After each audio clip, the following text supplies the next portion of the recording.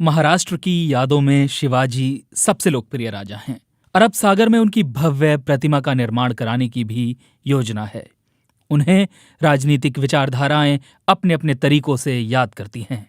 कुछ उन्हें गो ब्राह्मण परिपालक यानी ब्राह्मण और गाय के रक्षक बताते हैं, तो अन्य लोक कल्याणकारी राजा कहते हैं।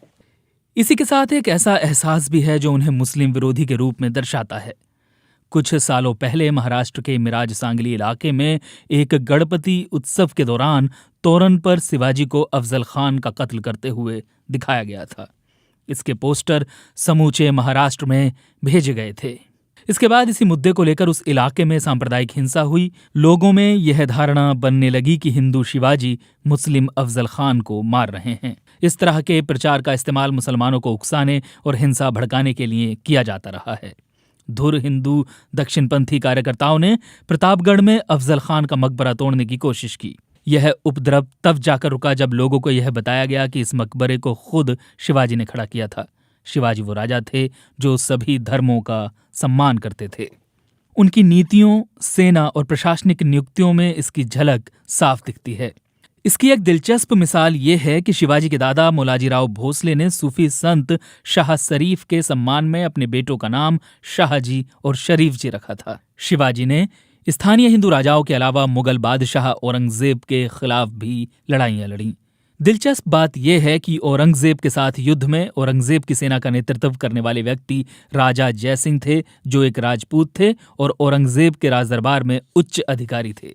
शिवाजी ने अपने प्रशासन में मानवीय नीतियां अपनाई थी जो किसी धर्म पर आधारित नहीं थी।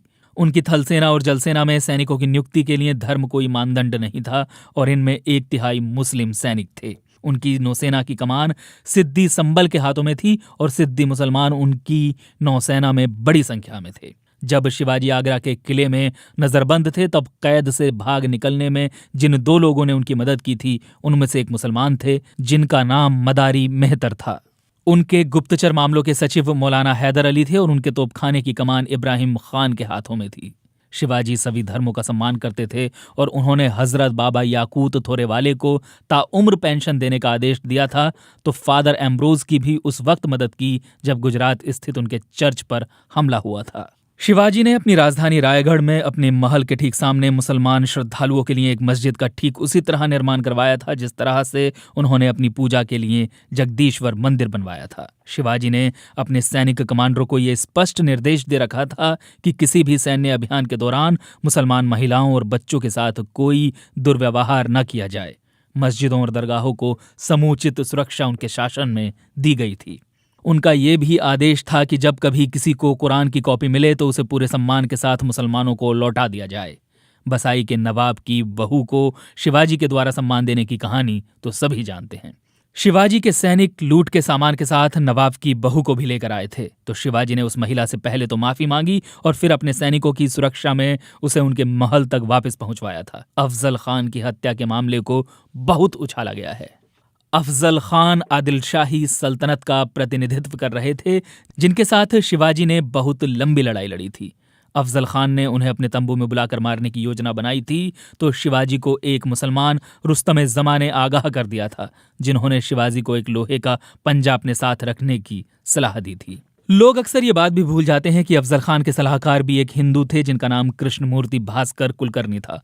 उन्होंने शिवाजी के खिलाफ अपनी तलवार उठाई थी। ब्रितानियों ने जब इतिहास को लिखा तो उन्होंने राजाओं के बीच सत्ता संघर्ष को धार्मिक घुमाव दे दिया। शिवाजी मुस्लिम विरोधी थे, यह धारणा राजनीतिक उद्देश्यों को पूरा करने के लिए बनाई गई। कई किताबें प्रकाशित की गई जिनमें यही नजरिया दिखाया गया। पुरंदरे का नाटक जानता राजा को बड़े पैमाने पर महाराष्ट्र में लोकप्रिय बना दिया गया। यह शिवाजी को मुस्लिम विरोधी के रूप में प्रस्तुत करता है। इतिहासकार Sardesai new history of Maratha में लिखते हैं, शिवाजी को किसी भी प्रकार से मुसलमानों के प्रति नफरत नहीं थी, ना तो एक संप्रदाय के रूप में और ना ही एक धर्म के रूप में। ये सब शिवाजी ने सांप्रदायिक सौहार्द के लिए जो अपनाया उसे दर्शाता है और उनका प्राथमिक लक्ष्य अपने राज्य की सीमा को और अधिक से अधिक क्षेत्र तक स्थापित करना था।